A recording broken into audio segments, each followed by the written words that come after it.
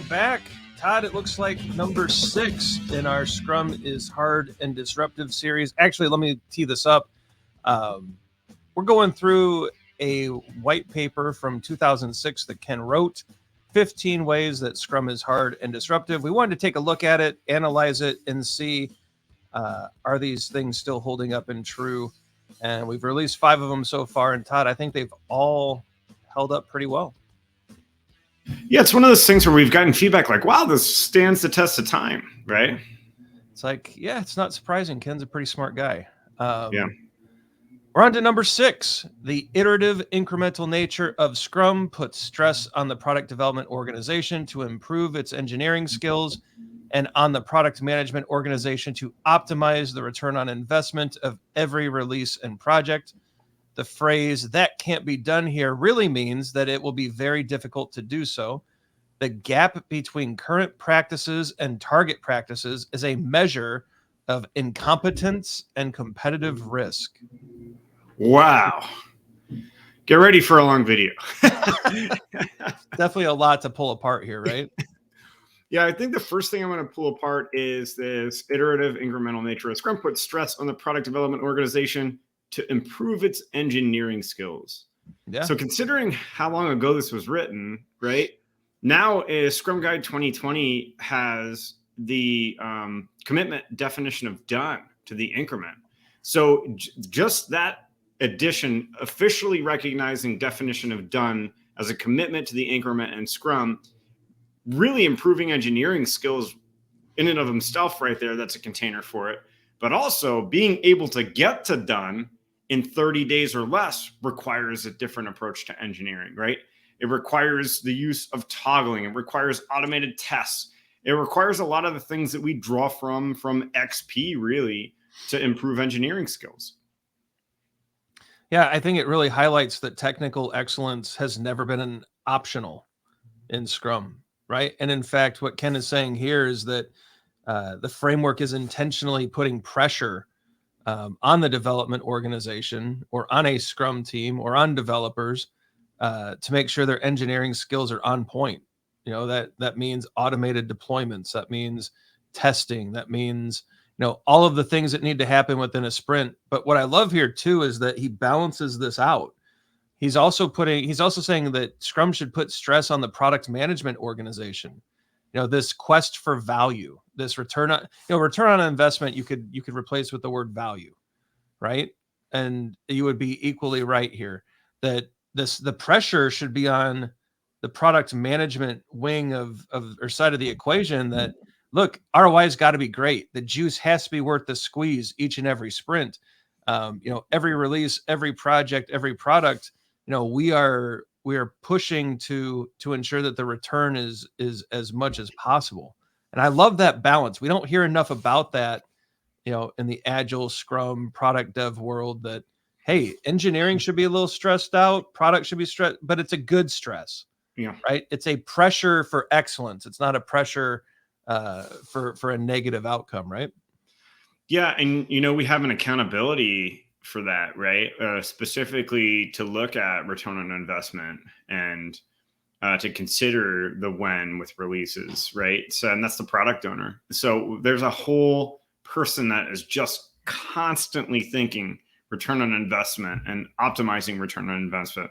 And then there's a group of people that are constantly thinking quality, engineering skills, advancing the iterative way that we build things, right? Those are the developers. So really love this sentence. Holy smokes, it's really true still today. Well, and then even the phrase "that can't be done here" really means that it will be difficult to do so. And this gap between current practices and target practices is a measure of incompetence and competitive risk. We have another accountability who is focused really on that gap, right? The effectiveness of the Scrum team is the core accountability for the Scrum Master. And this effectiveness, I think you could look at and say, if there's a gap between current practices and target practices, that's an effectiveness gap. And it is, a measure of incompetence and competitive risk. And I think Scrum Masters should take that to heart. You're not there to just facilitate the next fancy retro. You're there to close that gap. Yeah. Right. And that gap reduces competitive risk. It improves the ability of the engineering team, the engineers and of the product management organizations to actually do what they need to do. And I think that's a huge thing that we should talk more about, that whole effectiveness gap. I think that's something that it should be on the forefront of every Scrum Master's radar. And I doubt most could even explain what it is. Yeah. Yeah. Two things that give me a visceral reaction as a Scrum Master. Hearing that can't be done here, and hearing, but that's the way we've always done it. Right.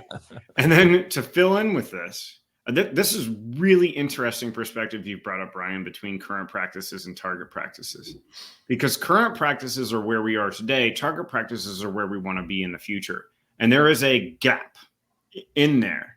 That gap is something that a Scrum Master should constantly nudge towards, right? We should identify that gap and we should slowly chip away at it and remind people of it, because complacency can set in. But this is the way we're doing it now. Just because that's the way you're doing it now doesn't mean that's the best way. We should always be looking for a better way to do things, for a better way to practice things, from a better way to code, from a better way of understanding whether something was valuable or not. So that gap is something that a Scrum Master should monitor and make sure we're chipping away at. Or remove and remove the impediments that are preventing those level ups. Right? There's a world of systemic impediments in every organization that a Scrum Master's got. Pop the Scrum bubble, get in the org, and remove the impediments that are preventing, the gap from being reduced. I really think this will be how Scrum Masters continue to thrive in this post-COVID tech accelerated world. Right? This is the more you can demonstrate that what you're doing is closing that gap between current and target practices, that effectiveness gap, the more you'll be valued in the organization. I think Ken was prophetic in 2006 when he wrote this. I think he even knew then that this would be, where rubber meets road, and where this is how we demonstrate value. So Scrum Masters, take this to heart. You've got a lot of work to do, and it's really about closing that effectiveness gap. I like this one. Yeah, I think this one's amazing.